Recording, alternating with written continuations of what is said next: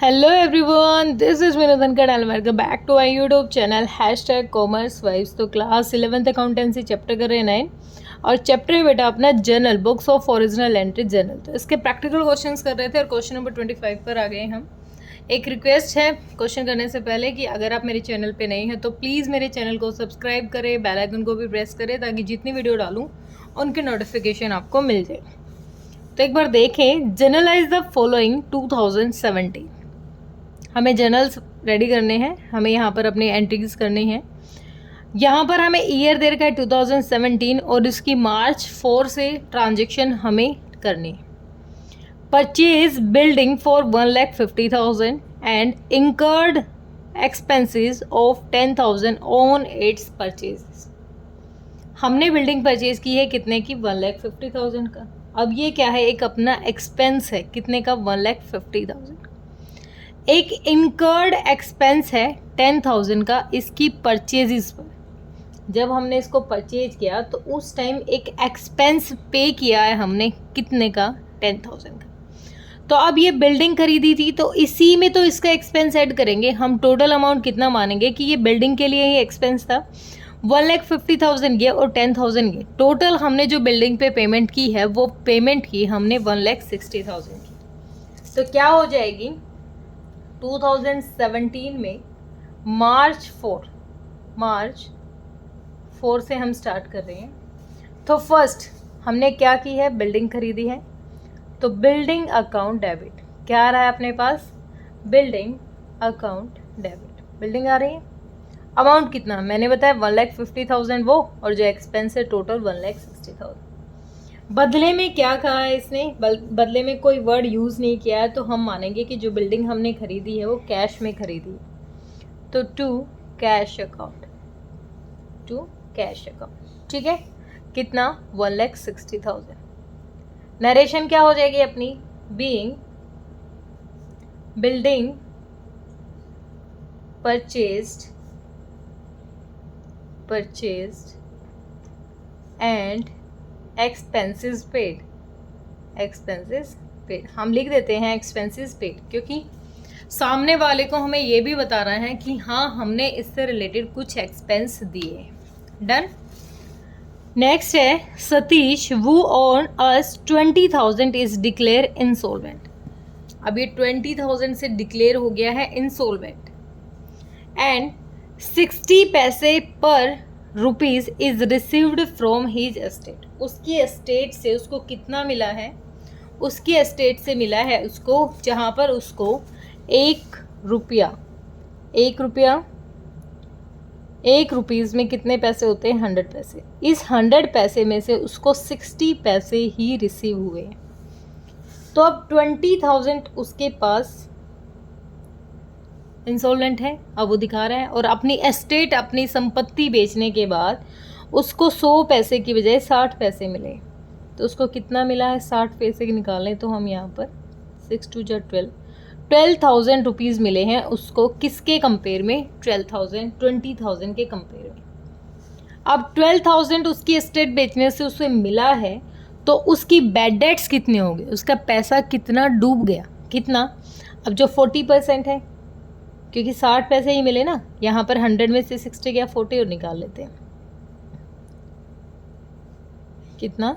8,000 क्या हो गई? उसकी बैड डेट्स हो गई। ठीक है, आप इसको वर्किंग नोट में निकाल सकते हो, मैंने डायरेक्ट करके दिखाया है। तो ये है मार्च 10 की ट्रांजेक्शन। मार्च 10 की ट्रांजेक्शन क्या हो जाएगी? कैश कितना रिसीव हुआ उसको अपनी एस्टेट बेचने के बाद? कैश अकाउंट डेबिट, कैश आ रहा है उसके पास कितना? 12,000 का। ठीक है। अब एक एक्सपेंस हो गया, उसका पैसा डूब गया, एक खर्चा हो गया उसका। ठीक है, नुकसान हो गया। कितना? Bad debts account debit. कितना? 8,000 का, क्योंकि उसको कितना रिसीव हुआ? सिर्फ 20,000 की जो इंसॉल्वेंट हुआ था उसमें से एस्टेट बेचने से 8,000 रुपये का नुकसान हो गया। 2 किसको? सतीश को। सतीश अकाउंट टोटल कितना? 20,000। क्लियर हुआ? नरेशन क्या हो जाएगी? being cash received from Satish. किससे रिसीव हुआ है? सतीश से। लेकिन बैड डेट्स भी हैं and bad debts return of. Bad debts कैसे हुई? हमारे लिए तो बैड डेट्स ही है। किसी सतीश नाम के इंसान से हमें 20,000 रुपये लेना था, लेकिन वो हो गया इंसॉल्वेंट, वो हो गया बिल्कुल इस हद तक गरीब कि वो पेमेंट नहीं कर सकता। और जहां उससे 1 रुपये के 100 पैसे, 1 रुपये में 100 पैसे होते हैं ना, 100 पैसे रिकवर करने थे, वहां से उससे रिकवर हुए हैं 60 पैसे। तो ऐसा डेटर जो पूरी पेमेंट हमें नहीं कर पाया, हमें रिसीव हुए 12,000 की। बैड डेट्स बुरे डेटर्स, जो पेमेंट हमें रिसीव नहीं हुई, होनी चाहिए थी, ये अपना एक्सपेंस है। ठीक है, हमने यहाँ क्लियर कर दिया। Okay done. नेक्स्ट चेक करो, paid 500 for repairing the office furniture. Office furniture के लिए हमने 500 रिपेयरिंग में लगाए हैं, तो ये क्या है? अपने लिए एक्सपेंस है। एक्सपेंस कैसा? रिपेयरिंग का। तो डेट हो जाएगी अपनी 15 मार्च की। Repair account debit, repairs account debit, expense है ना, debit all expenses and losses rule है अपना। टू कैश, कितना? 500 रुपीज़ का। बिल्कुल सिंपल सा है, या तो आप लिख सकते हो बीइंग रिपेयर्स या फिर being expense paid. Being payment made for repairing repairs. ठीक है, हमने पेमेंट कर दी किसकी? रिपेयर की। ओके, नेक्स्ट है proprietor withdraw for his personal use cash 5,000, goods 2,000। दोनों ही काम उसने किस में किए हैं? अपने पर्सनल यूज़ के लिए किए हैं। पर्सनल यूज़ के लिए हमें बिल्कुल अच्छे से याद है, हम क्या यूज़ करते हैं? ड्राइंग्स। 18 है अपनी drawings account debit. Personal use कहीं भी आ जाए तो क्या बताया था मैंने? ड्राइंग्स जाएंगी, ड्राइंग्स अकाउंट डेबिट। ठीक है। 2 कैश कितना निकाला है उसने? To cash account, cash withdraw किया है बेटा 5,000 का। और गुड्स 2 गुड्स। अब देखो यहाँ पर एक चीज़ मुझे बतानी पड़ेगी, गुड्स उन्होंने पर्सनल यूज़ के लिए निकाल लिए। ठीक है, और हम जब गुड्स को खरीद के लेके आए थे तो हमने एंट्री क्या की थी? Purchase account debit to cash account. अब जो वो परचेज किए थे वो सेल्स के पर्पज से लाए थे, सेल तो ही नहीं। तो अब यहाँ पर किसको? गुड्स का क्या करेंगे? कुछ एंट्री ऐसी थी जहाँ पर हम क्या करते थे? परचेज को क्रेडिट करते थे। हमने सीखा था, अलग से कुछ एंट्रीज थी। ठीक है, अब यहाँ पर क्या हो जाएगा? To purchase account, to purchase account कितना? 2,000। तो टोटल कितना? 7,000 की क्या हो गई? ड्राइंग्स हो गई। एडिशन क्या हो जाएगी? By cash and goods withdraw for personal use, personal use. ठीक है, अपने पर्सनल यूज के लिए उसने विड्रॉ किया। Purchase the following item for business, business के लिए ये आइटम्स हमने परचेज की हैं। क्या? आयरन सेफ है, फिलिंग कैबिनेट है, कंप्यूटर है, पोस्टेज है, स्टेशनरी। ये सारी चीज़ें हैं क्या? ये ऑफिस इक्विपमेंट है। अब हर चीज़ को मैं कैसे लिखूँ? Iron safe to cash, filing cabinet to cash, computer to cash, postage to cash, क्योंकि सारे ही एक्सपेंस हैं। किसके एक्सपेंस हैं? सारे ऑफिस हमारे जो ऑफिस में यूज़ होने वाली चीज़ें हैं। तो इन सब का हम एक नाम ले लेंगे। एंट्री है अपनी 20, इनका एक नाम ले लिया हमने, ऑफिस इक्विपमेंट। हमने क्या खरीदे हैं? Office equipment account debit, account debit. बदले में क्या गया अपने पास से? हमारे पास से चला गया कैश, टू कैश अकाउंट। ठीक है, ये हो गया। या तो सबकी इकट्ठी एंट्री कर दो, या फिर आप चाहो तो आयरन से फिलिंग कैबिनेट, कंप्यूटर ये इक्विपमेंट में कर दो। पोस्टेज और स्टेशनरी की आप अलग एंट्री कर सकते हो। है तो ये भी एक्सपेंस, लेकिन ये एक्सपेंस हम ऑफिस इक्विपमेंट में डायरेक्ट नहीं दिखा सकते, तो आप इसके लिए अलग एंट्री कर दो। और इन तीनों के लिए अलग। तो आयरन सेफ, कैबिनेट और कंप्यूटर टोटल 15,520 और 32। टोटल 30,000 की क्या करेंगे हम यहाँ पर एंट्री दिखा देंगे। 32,000, इधर कितना हो गया 32,000। ये क्या थे अपने ऑफिस इक्विपमेंट बीइंग, अब यहाँ पर हमें नाम लिखना पड़ेगा। Being iron safe, filing cabinet और एक क्या था कंप्यूटर। परचेज्ड, क्या लिखेंगे परचेज्ड, ओके। और इसी में सेम डे को एक और एंट्री हो जाएगी, किस नाम से, नाम लिख लेते हैं postage and stationery. Postage and stationery, stationery account. क्यों? क्योंकि ये एक्सपेंस तो है, लेकिन हम इसको ऑफिस इक्विपमेंट नहीं ले सकते, ठीक है। 2 कैश, बदले में कैश तो यहाँ भी गया हमारा, ये भी हमारे एक्सपेंसेस ही थे। टोटल कितना 200 और 150, 350 रुपीज, 350। बीइंग एक्सपेंसेस पेड, इतना लिख सकते हैं हम इसके लिए, बीइंग एक्सपेंसेस पेड, ओके।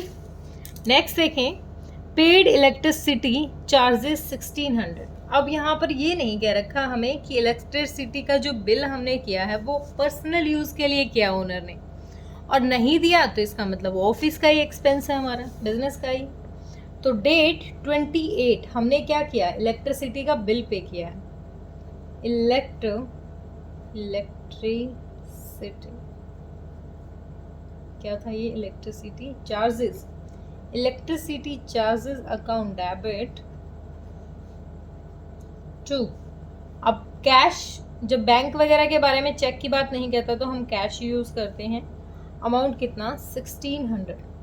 ये तो बहुत कम इलेक्ट्रिसिटी का बिल आया भाई, हमारा ही 9-10 हज़ार बिल आ जाता है, ठीक है। तो नहीं सॉरी, बीइंग क्या हो जाएगी narration, being electricity charges paid, ठीक है। क्लियर हुआ, यहाँ तक की अपनी एंट्री होगी। अब आगे और भी है क्या, हाँ 2 एंट्री और बच गई भी। Charge depreciation on machinery 10% for 1 year machinery 75,000 की जो मशीनरी है उस पर 1 साल का डेप्रिसिएशन। डेप्रिसिएशन क्या होता है, कीमत में कमी आना। किसी भी फिक्स्ड एसेट की जब कीमत में कमी आ जाती है उसी को हम डेप्रिसिएशन कहते हैं। और हमने माना है कि 1 साल का निकालना है मशीनरी का 10%, तो ये सिंपल है, इसका 10% निकालोगे तो 7500 हो जाएगी, ठीक है। तो इसको करते हैं 7500, क्या हो जाएगा, डेट है अपनी मार्च 31।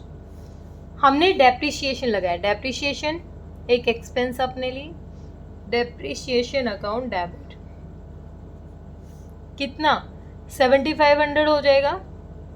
देखो वर्किंग नोट नंबर 1 ले लो, 75,000 10% इसका डेप्रिसिएशन है तो कितना 7500 इसका डेप्रिसिएशन। और ये डेप्रिसिएशन किस पे लग रहा है, मशीन पे, तो टू मशीनरी